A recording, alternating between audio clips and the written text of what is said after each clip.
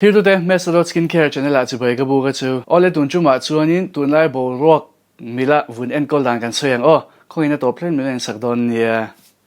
So John Tatak Mahin, coffee and in the local Tunai coffee in Hilang, Cladzella. Tunlai, Timayang, Tunaya, Hianin, Kamaya Bull, Tihikan Tam Real Mea, a beacon. Tunlai Bo Rock Mila Vun Enkol Raw Kanin My Bull Lampang Karon Sorbing Donani Tunlai Bo Rock Takitsu Anonga Rotwi Hilat Lade or Boka Anonga Awa Boka Tero Vun sensitive tante oily tansuanin Vun Ka Enkol Ka How Tak Veni to Hatasa Veni to oily sensitive boxy tan patron Hatasa top Kahiat Yampui top so Sutu Till he Soitagan Kanin till he mi soi kan ngai tha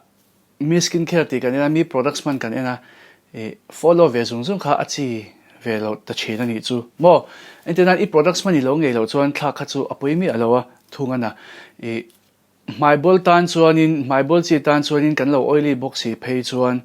bo ro ka wa pa chhun lama bikin chhun lama hianin skincare ti light hi amila mo beginner skincare kan tiang hi chu ti nge to ro nia moisturizer sunscreen chuan in Chumi baga chuanin serum pakhat te mangila calming serum lampang emo vitamin C te ro chuna chuan mantur kan ti ta kha mang tai la khoi mo zok zok emo apa hi pona heavy vialo chuanin man kop kha poilawa abak chu serum hi chinhi chithum emo chili vel kha mang hri lawila o boro ka wa pa chuwang chuanin light de hleka ti kha ngai thina ni boro ka lo wa pa kan skincare lo cha ve de hlek boxy phei chuanin enge kan vun kha lo wap ma ni chu lo ti wap ma kha khanin breakout te kha siam ma my bol te kha siam ma ta kan products nun lai chun products non comedogenic vun ko no pui thei lo ni vek na thona chungin a cha le lu tuk chuanin chhun lama phei chuan balte lo kala te ro das kan ti khu te alo lenga mai kha fai reng thei lo mai fai reng thei lo mai mum chi a phei chuanin khatiang khuleng kha mai a bet ma du bi ke me mani abo alo mum thang deu to ban deu boxy phei chuanin bet ma ta chu ta sunscreen te kan reapply le lo thei lo wa te ro reapply le lo thei lo chuwang chuanin ti wap le lu tuk po kha ti heavy le lu tuk po kha a fu ber lo ani chu oily acne prone skin tan chuanin tin sensitive tan po niang chu chuanin zana zanlama phi file kha uluk kha apoi mo lu tukani my bol chi tan chuanin zanlama phi file chunama kanin enkol thatluk bokin zanlam phi file treatment pack kha angai tani zana double cleanse nge tur mai P5 chaturani vun ko 5 chatlo chuanin mai mam tak tak thelo bol a om reng a in siam reng thilani chuanin ka khata voi ni tal exfoliate nge turani mai bol chi tan phei chuanin ikano sensitive vial ni chong ka khata voi khatte po poi lawatin kan products man sandana zrin ka khata voi khate mo thakata voi thumte sensitive skin tan big chuanin o sensitive tan big chuanin khate nga ti mai po kha poi lo tani chuanin chuti ro chuan double cleanse chu eng skin type tan po sensitive tan pon ti reng ngai athan chu vun effect enge a khoi poi lem lawa zanlama khanin dule tlem chon han ti heavy de ta thungula chunlama in man ngam lo tlem heavy de hlek te po zanlama chon han mang in mang ngam tonga thunga na chuanin poimo chu borok anonga thlante chuak duwa khwalum boka kan mutbu kha a fai chatangai kan lukhamte a fai chatangai bokani o mai bol reng mai re thelo ti chi tanga chon ka khata mo ka khata mo ka ti ni ni danate sufai thela thak thela dutu samania kan lukham apo hi pho emo suk the chon suka cha tharuk dana voi khatal emo thali dana voi khatal suka cha kan lukham hi o kepo ka suwa china na lukham hi pho remo thi alo tok big lo a fai enge a fai lo pho satia ringot le suk fai pho ro kham chu adana dang velu tukania o in ti ngai lo phei chuan in hrethiam longa han ti cheu la in hrethiam kwar meang chuanin lukham case su soilo luma han ti taila ti fai that uluka ngai chuanin kan mut that zan mut that cham angai ni my bol nei chi tan chuanin kan lo meng rei de hlekani pon men re zan te chu om lo thelo zan tin chu mi thlap thlapa mut reng thei khani lawa tero kumalo upat tel phei chuanin zan mut te polo har thin chu zan hi khat mut that lo wang khanin bol ngal tu rein ngai lo la stress khal chiam lo tu rania mo rilu khati hal siam lo tur ania ma se atam theyang ber chu mucha tumro mucha tangai mucha tapoi mo lu tuka abi me chilama hianin abikin a me chilampang chatlo wangte hianin maibol te om du lu tuka taksat chaklo wangten chu kan me chilampang te po kha i doctor ron afu chin khatianga khanin achangkai ve ni apoi mo ve ni i kan maibol ti sang kan tia enge dermatology sa te kan kala omze omlo chon khatiang lampang kha tiang lampang hi a fel lo ania nga ti na chang kha sia thiam ve ngai chuanin ni maibol kan soi tat tlet boka products lama hianin soitaila acne spot corrector foxtail ka fak mm for skin type stop hi chan chu an heavy lawa apana avunan lu zungzunga an mom chuang lo boka chuan eng pawni se face wash a salicylic acid hi lo mang thei ula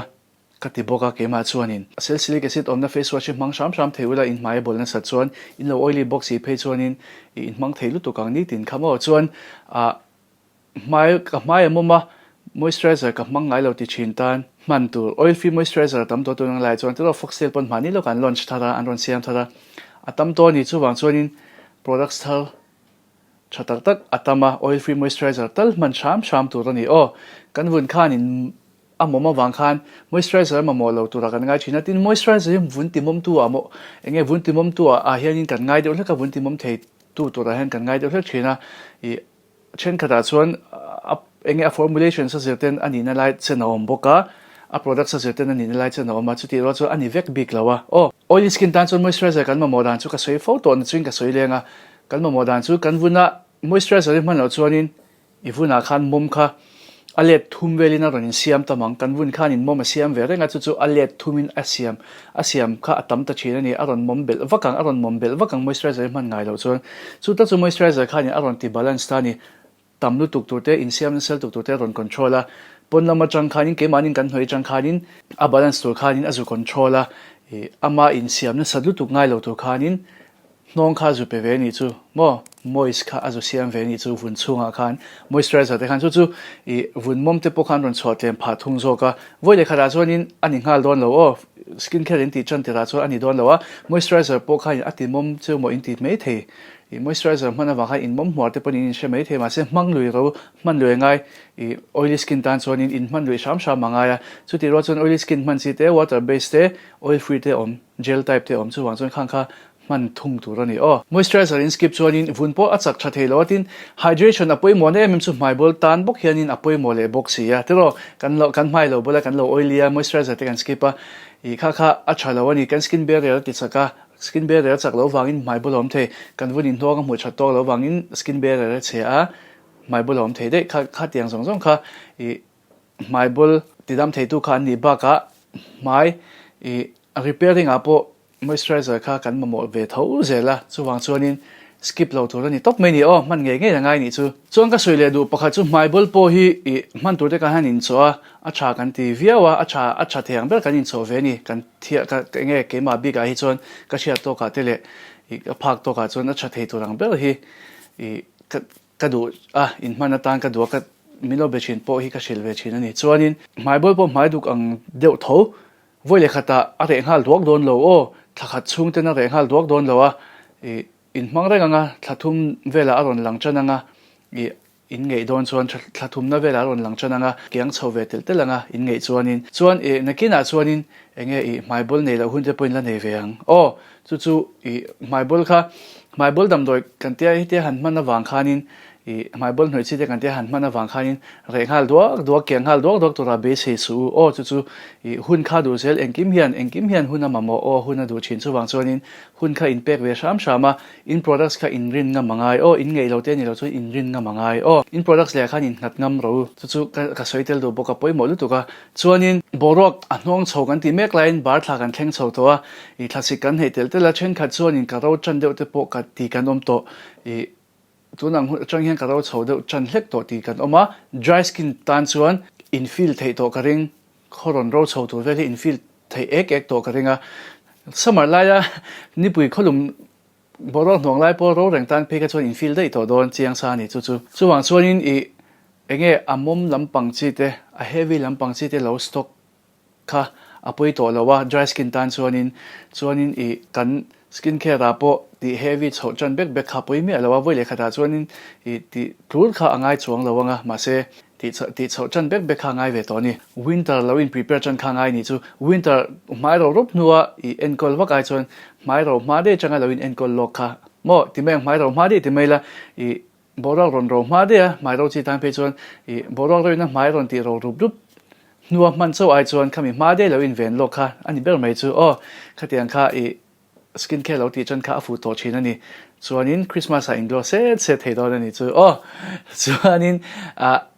Christmas a glow kha poi mo sia tiro tin borak in thak chodo na sharang tu ra ka du chu borak in thak chodo na engang skin type tan po a heavy lam kan du chodon chan chu borak ka ro do na vuna ro chodon to chu wang chun a heavy lam kan du chodon na products reng renga a heavy lam kan du chodon winter skincare te po kan soi liang a chul chuan engpo ni se tongpong ti ngal pop su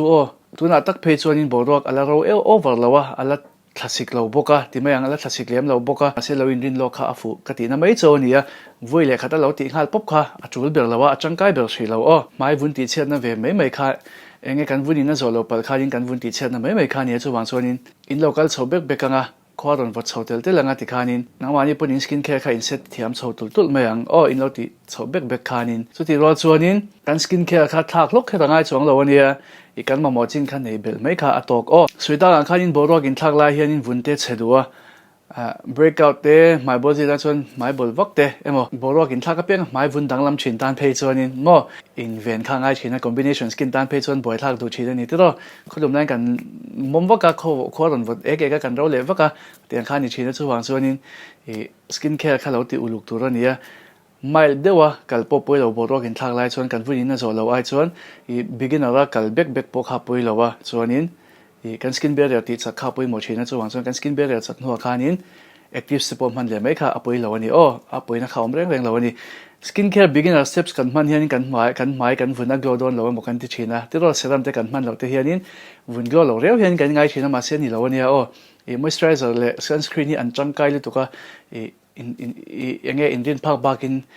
mai ti glow na hianin an puyang chu ka soi sak ngama ole tun chuma chung khati zong ha kan soi thei do ni se kan du tok le photanga video te lo hlok pui lo chang ka pui nge ka bese ya ka channel te milo subscribe ka video te milo like ka milo share sak zel tu ngen som bok chewa video le pe ka kain hule chho don ne